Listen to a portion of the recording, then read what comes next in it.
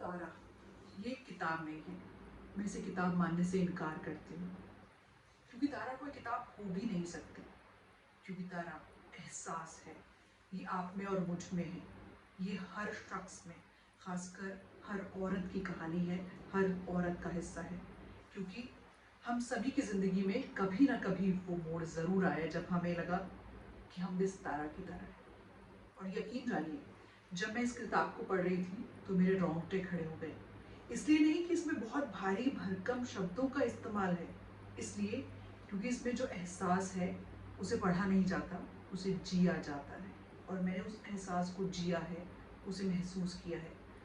मेरे साथ इस वक्त वो शख्स हैं, या यूँ कहें कि वो शख्सियत हैं, जिन्होंने तारा को एहसास से पन्नों पर उतारा, जिन्होंने तारा को ये शक्ल दी, ये आकार दिया। मेरे साथ विभा घोटू हैं। यूँ तो विभा के बारे में कहा जाता है कि वो स्पिरिचुअल मेंटोर हैं, वो टॉक थेरेपिस्ट हैं, वो रिलेशनशिप एक्सपर्ट हैं। लेकिन जब मैंने तारा पढ़ी तो मुझे लगा कि वाह, पहली किताब, वो भी ऐसे फ्लॉलेस, ऐसे कौन करता है भाई। Thank you Rufi, and I am totally touched. मतलब आपके शब्दों में जैसे वो कहते हैं ना कि एक एहसास को फिर से जागृत कर दिया कि हाँ, मुझे खुशी है कि मैं कुछ ऐसा लिख पाई जो आप महसूस कर पाए। और जिन चीज़ों से और जिन सोच से, जिस सोच से शायद मैंने वो इस नॉवल को क्रिएट किया, आप महसूस करके उसे उसको एक प्रश्न में या पूछने में या अपने आप से एक प्रश्न कर पाए कि आखिर तारा कौन है। अच्छा, मेरे लिए तारा एक ऐसा एहसास है जो मेरा सिरहाना है, जिसे मैं ऐसे गले से भी लगाती हूँ, जिसे मैं अपने सर के नीचे रख के सो भी जाती हूँ, क्योंकि मुझे लगता है ये तो हर औरत की कहानी है जो कभी ना कभी डरती है, फिर उस डर के बाद उसे एहसास होता है उस फेथ का, उस भरोसे का, और फिर उसके ज़रिए जो फ्रीडम अचीव करते हैं। यही तो ट्रांसफॉर्मेशन है। और जब हम बात कर रहे हैं तो हम दोनों के रोंगटे खड़े हो रहे हैं। I can feel that. तो ये जो कहानी है इसके बारे में थोड़ा कुछ बताइए। वो एहसास आपसे सुनना अपने आप में एक अलग ही बात है। रूफी, जैसा कि आपने बोला कि मुझे लोग टॉक थेरेपिस्ट बोलते हैं और स्पिरिचुअल मेंटर बोलते हैं, तो पिछले 20 सालों से कुछ ऐसी यात्रा रही कि मैं स्पिरिचुअल कोर्सेज करने लगी। और मुझे पिछले 15 सालों से बहुत लोगों से मिली, बहुत औरतों से, बहुत आदमियों से, कई जवान बच्चों से, जो वो अपनी कहानियाँ बताते थे। और वो जिस तरह से एक समाज के दायरे में एक तरह से शिकस्त फील करते थे कि वो हार मान गए हैं, और फिर उनको किस तरह से कोई ना कोई एक फेथ मिल जाता था, जब जिसको वो फेथ मिल गया और वो फिर जीने की इच्छा होती थी। कई लोग पूरी तरह से हार मान लेते थे, कई लोग सरेंडर कर देते थे, उस फेथ पे सरेंडर कर लेना और फिर अपने आप को फिर एक एक करके बटोरना, अपनी कहना कि वो जो बेबाक जिंदगी जो आप एक वाइल्ड हॉर्स की तरह जीना चाहते हैं, लेकिन फिर एक रेंज आनी और अपने आप को उस आज़ादी में, उस अपने आप को पाना और ये कहना कि मैं कमांड करती हूँ अपनी ज़िंदगी को, लेकिन उस डरों से निकल के सरेंडर करना और फिर उस घोड़े की लगाम को पकड़ के खुले बालों से आप फ्री लैंड में घोड़ा दौड़ा सके। वो फीलिंग मैंने महसूस की थी उन कहानियों में। वो फीलिंग मैंने भी महसूस की जब मैं किताब पढ़ रही थी, कि तारा एक ऐसी उन्मुक्त लड़की है कि क्लास में बैठकर सब पढ़ रहे हैं और वो एक अलग ही दुनिया में क्लास से बाहर देख रही है और वो अपनी दुनिया में खोई हुई है। जिसको लेकिन कोई तारा वो भी है जो दिमाग के उस मंकी को, उस बंदर को कंट्रोल करने का सोचती भी है और कंट्रोल हासिल भी कर लेती है। Exactly. ये है तारा। तो क्या ये ट्रांसफॉर्मेशन आसान था, मुश्किल था, या जब आप इस कैरेक्टर को लिख रही थी, जब आप वो ताना बाना बुन रही थी, तो आपने कैसे सोचा कि ये लड़की जो ऐसी है, उन्मुक्त है, फिर वो एक ऐसी बन जाएगी जो सहमी हुई है, जो डरी हुई है, फिर उस लड़की को एक ऐसा फेथ मिलेगा कि वो एक अपने लिए एक नया जहां बनाएगी, नई ऊंचाइयां तय करेगी, उड़ेगी, और शायद ऐसे उड़ेगी जैसे आज तक कोई नहीं उड़ पाया, वो पंख हासिल कर लेगी। इस कैरेक्टर को आपने कैसे बुना? मैंने ये महसूस किया इतने सालों में कि वो जो शुरुआत के जो आपके जन्म से लेके जो शुरू के कोई 10-12 साल होते हैं, तो आप अपने घर में कैसे महसूस करते हैं उन रिश्तों को, और आप उन रिश्तों के थ्रू अपने आप को कैसे देखने लगते हैं, ये पूरी जिंदगी को बयान कर देता है। तो वो जो शुरुआत में, क्योंकि वो उन्मुक्त थी, तो वो जब बंधन में किसी भी रीजन से आई, तो फिर उन्मुक्त होने की वो लालसा रही। जिसको वो अमृत चख जाता है, तो वो फिर शायद सबको अमृत चखाने की होड़ में होता है कि जिसने वो लिबरेशन पा ली, जिसने वो आज़ादी चख ली, तो वो कहता है उसमें बहुत मज़ा है, आओ तुम्हें भी आज़ाद करें। सो वो चीज़ मैंने इसमें दर्शानी चाहिए, क्योंकि उसका बचपना बहुत एक हर पल जीने का था, और उसे अपने आप में होने की एक खुशी थी। और फिर किसी भी कारणवश, किसी भी कारण से वो बंधी, और जो भी उसके साथ हुआ, और फिर लेकिन क्योंकि वो बचपन में विभा, वो मैं जी यहाँ चुकी पर थी। आपको रोक रही हूँ। आपने कहा जो भी उसके साथ हुआ, क्या हुआ वो हमारे दर्शक भी जानना चाहते हैं।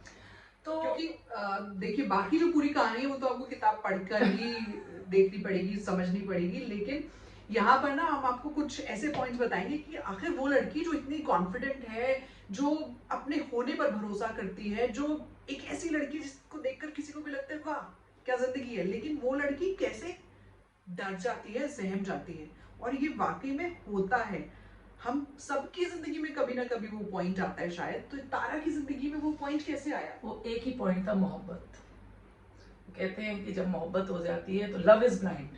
वो कहते हैं ब्लाइंड ही नहीं, वो ब्लाइंड अंधे के साथ बहरा भी हो जाता है और गूंगा भी हो जाता है। सो वो जो मोहब्बत के, जब जब तुम किसी से मोहब्बत करते हो, उस मोमेंट में तुम सरेंडर कर देते हो। चाहे वो मोहब्बत ईश्वर से हो, चाहे वो मोहब्बत इंसान से हो, चाहे वो मोहब्बत अपने प्रेमी से हो, माँ बाप से हो, पढ़ाई से हो, करियर से हो।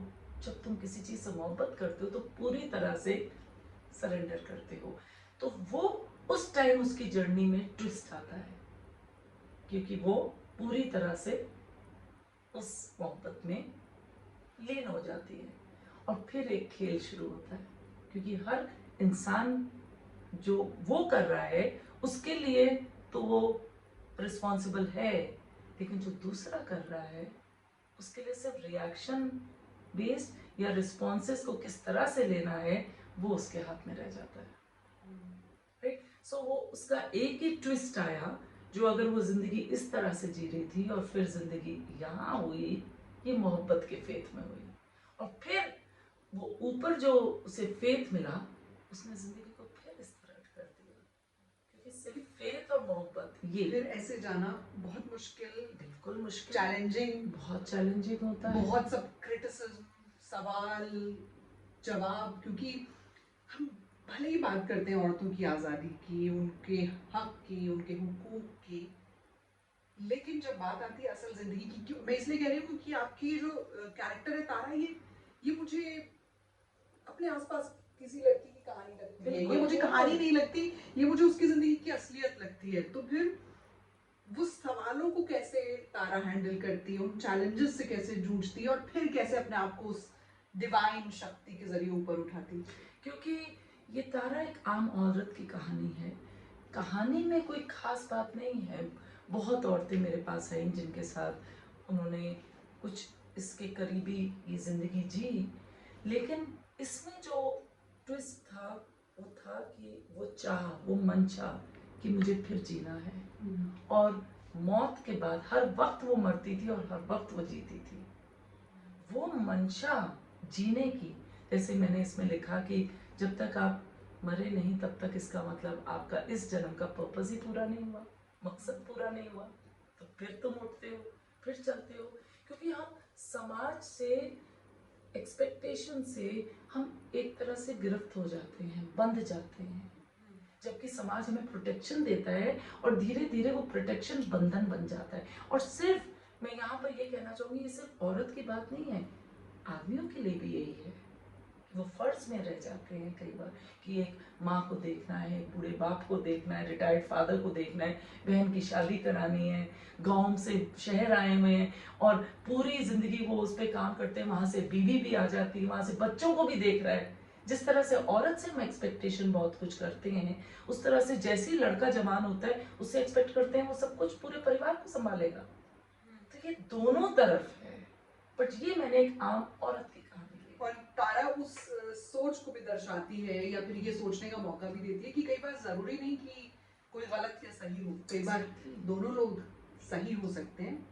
ज़रूरत सिर्फ इस बात की होती है कि हम सर्कमस्टांसेस को देखें, बाकी आसपास की चीज़ों को देखें, वो तमाम जो कॉम्बिनेशंस बनते हैं शायद उससे हमारी ज़िंदगी डिफाइन हो जाती है। बिल्कुल होती है, और इसी को कल्चरल डिफरेंसेस कहते हैं, इसी को रूल ऑफ लैंड कहते हैं, इसी को एक तरह से हम अपने आप को क्रिएट करते हैं, अनलर्न करते हैं, अनक्रिएट करते हैं। हर वक्त हम नए फैसले लेते हैं, लेकिन उस फैसलों की आज़ादी वो ही चुरा दी जाती है, तब प्रॉब्लम आती है। बिल्कुल सही कह रही हैं आप विभा।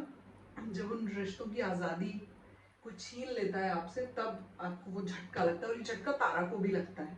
विभा, जब मैं ये किताब पढ़ रही थी तो इस किताब को पढ़ते हुए मुझे आबिदा परवीन ने जो एक नज्म गाई है वो बार बार याद आ रही थी, रह रह की याद आ रही थी कि हर एक बात पे कहते हो कि तू क्या है, तुम ही बताओ ये अंदाज़े गुफ्तगू क्या है। लेकिन उसके बाद जब मैंने इस किताब को और आगे पढ़ना शुरू किया तो वहाँ पर मुझे फैज़ अहमद फैज़ याद आए कि हम देखेंगे, हम देखेंगे। तारा भी देख लेती हूँ। हाँ, फिर एक टाइम तुम्हें आता है कि चलो देखते हैं क्या होता है, क्योंकि आपको अपनी तरह से जीने का पूरा हक है, लेकिन आपको हर रिश्ते को समझने का वो फर्ज है उसमें कि इसमें यहाँ पे अगर आपने महसूस किया हो कि कोई गलत नहीं है, लेकिन ये समझना कि रिश्ते पूर्ण हो जाते हैं जिस तरह से, जैसे हम जॉब करते हैं, जैसे हम किसी एक शहर से दूसरे शहर में कहते हैं वहाँ पे दाना पानी है।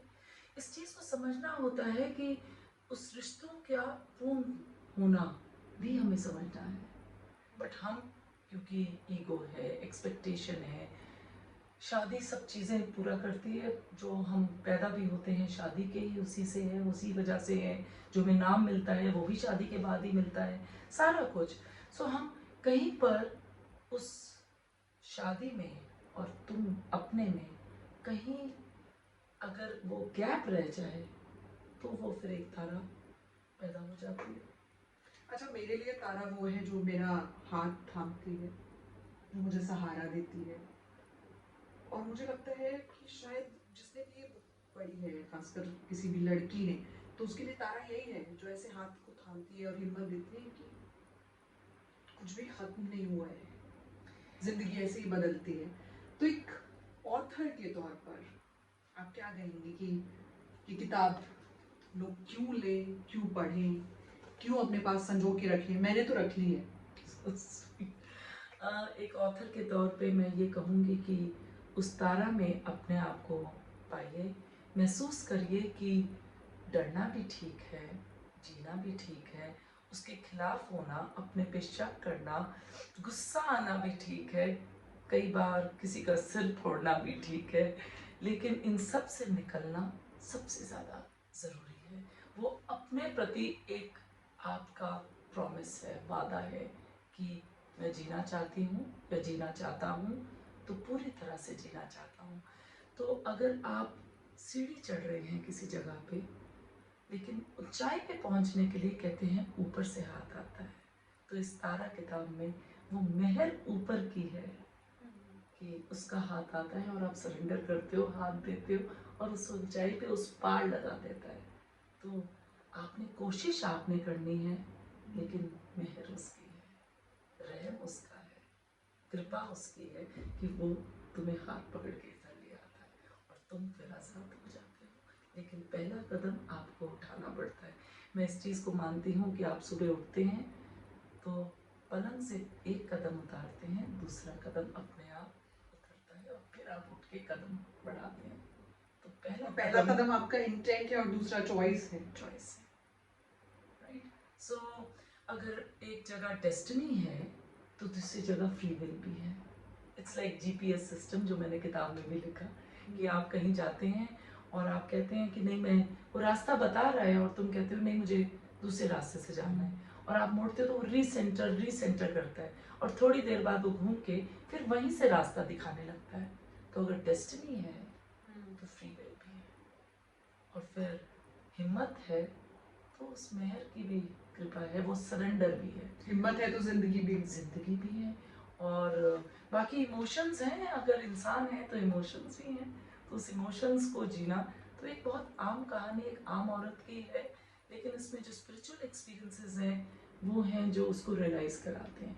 और उसके साथ मैंने साइकोलॉजिस्ट को भी डाला। अगर आप देखें, अगर एक जगह स्पिरिचुअलिटी है तो दूसरी जगह साइंस है, राइट? तो वहाँ पे आपको वही कि आपने कुछ सोचा है तो मैनिफेस्टेशन करने के लिए साइंस भी सामने आ गई। आज अब अगर हम रिकॉर्डिंग कर रहे हैं तो वो साइंस है, आत्मा है, इंट्यूशन अगर स्पिरिचुअलिटी है तो उस चीज को पहुंचाना साइंस है, right? So this is something which I wanted to bring, that everything, it's always two things put together which becomes one, and the message is reached. Thank you so much Vibha, वो वक्त निकालने के लिए, हमसे बात करने के लिए। और फिर मेरे लिए तो तारा एक जर्नी है जो कंटिन्यू है, उस डिवाइन पावर को हासिल करने के बाद भी, अपना हाथ फिर से ऐसे करने के बाद भी। और मेरे लिए तारा वही है कि जावेद अख्तर का एक शेर है ना कि क्यों डरे जिंदगी से कि क्या होगा, कुछ ना होगा तो तजुर्बा होगा। तो ऐसा ही तजुर्बा है तारा। और मैं आपको ये कहूँगी कि ये मस्ट रेकमेंड है आपके लिए, आपको इस किताब ज़रूर खरीदनी चाहिए, क्योंकि ये इतनी आसान और इतनी फ्लॉलेस है कि आपके जहन में उतरती चली जाती है और फिर आपके दिल में बस जाती है।